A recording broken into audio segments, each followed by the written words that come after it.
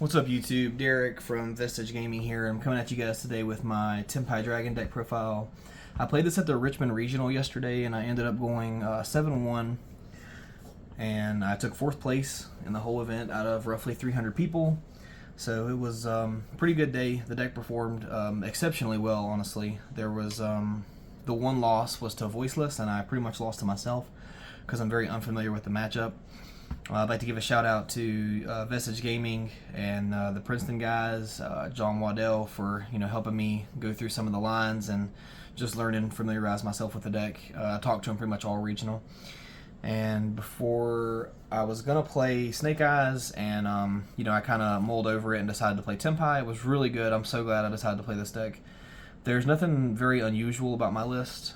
I played 3 Pydra, 3 Chandra, 2 Fadra. The double Fadra, so there were several times yesterday where I wish I played the 3rd one, but there was also several times where I wish I had only played the 1 copy. So I feel like it evens itself out in the long run, and you have to play 2 copies. It's just correct right now, at least until we get the new one. 1 Magnamut.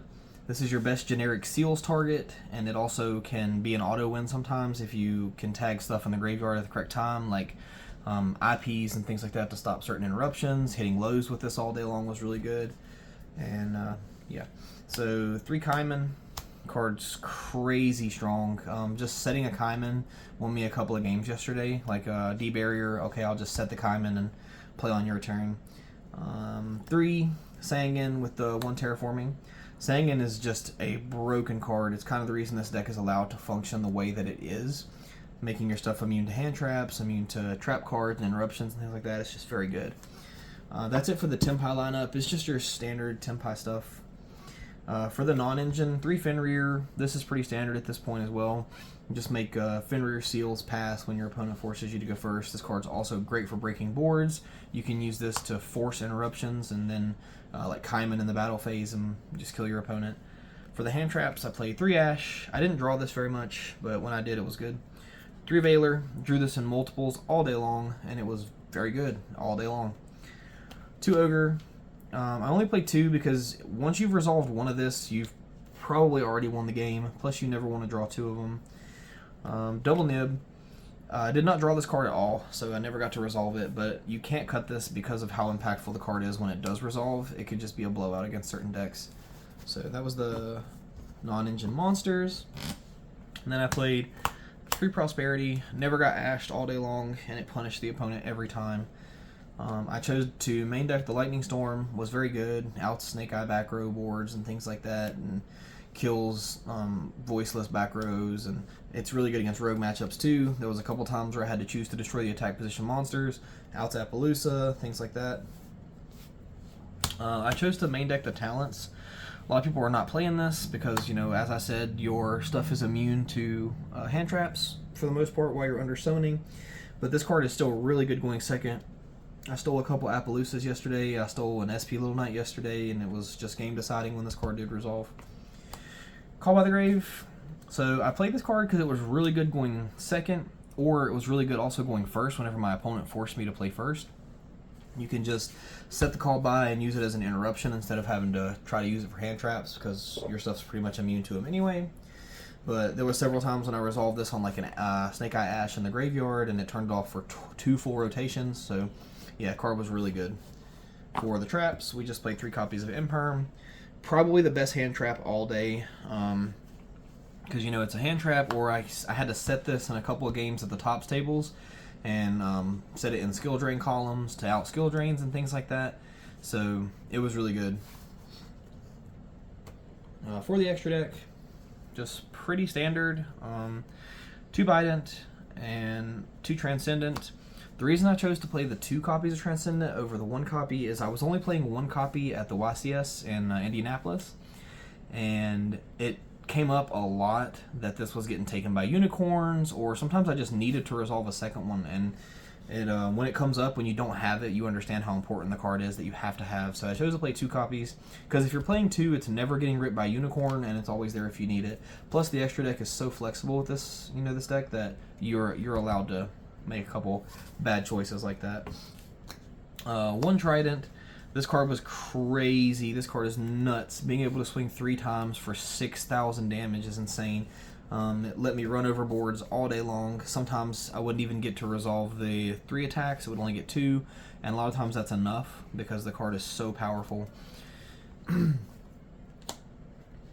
the 7s generics, I played Samurai Destroyer. I never got to summon this because I didn't play against Yubel all day, but you have to play this to out Yubel.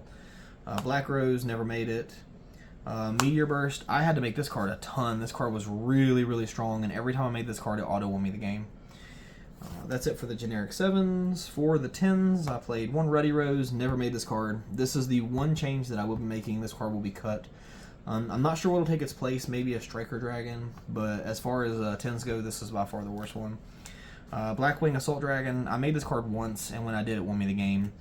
Really good card in time. If it ever comes to that point with this deck, it shouldn't, but if it ever does, this card's really good. And then you can make this and just pass, and if your opponent activates 4 monster effects, you nuke the board, and that's a turn skip most of the time. That's it for the Synchros. I did play a small Link package.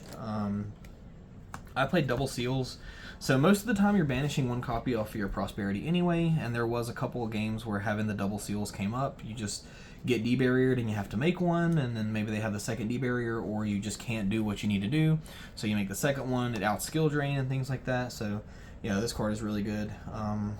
Won me a ton of games. For the non-dragon stuff, I played 1 SP.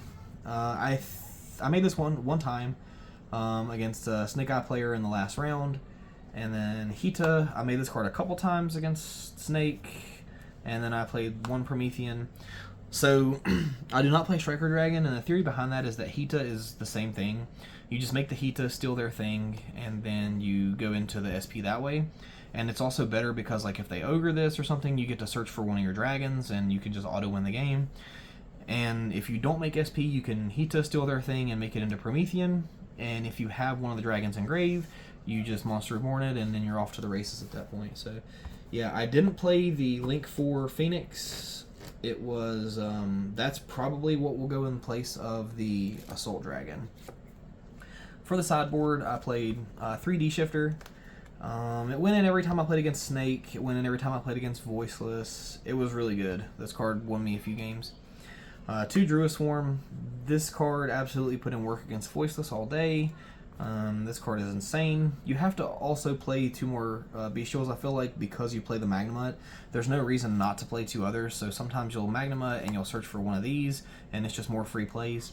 And it's also a level 6, so instead of having to go through all the hoops to get to your level 10 Synchros, you can just summon this and then like normal summon Chundra and make one of the level 10 Synchros, and that will protect you for the whole turn. If you're protected by Sangan in the main phase and the big dragon in the battle phase, yeah, it's like pretty much an FTK.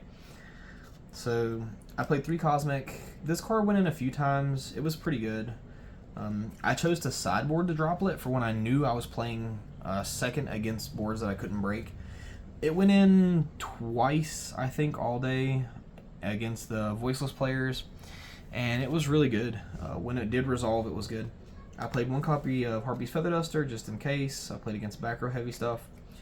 Then I played 3 copies of D-Barrier. I never tied this in because I never played the mirror match, but if you ever do, this card's really good. You have to have it. The last card for the sideboard is Rivalry of Warlords. I never got to resolve this, actually. It was very sad. I only got to set it 1 time, and it immediately got dustered, so I never got to resolve it. But when this card does resolve, like when you know your opponent's gonna make you go first, you side this in and you set it, and most of the times it can just win you the game by itself. You let your opponent summon 1 thing, flip the Rivalry, and that's just gonna be an auto win. Overall, the only thing I'm gonna change is probably the extra deck. I feel like the main deck is pretty correct.